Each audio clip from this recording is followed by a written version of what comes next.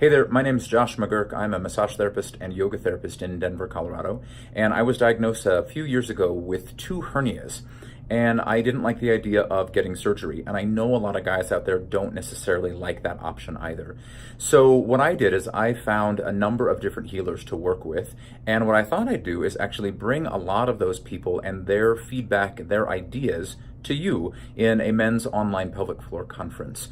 So it starts in June, and I interviewed a Ayurvedist, I interviewed a movement therapist, an acupuncturist, a fertility specialist, a sex therapist, a pelvic floor therapist, and all these other folk, about 12 in general, that I wanted to bring to you. So in case you've got anything going on in your pelvic floor, in that whole pelvic region downstairs, you could find out what to do that wouldn't require surgery or pharmaceuticals. It's definitely possible. It takes a little bit longer for sure, and I'm really happy to bring that information to you.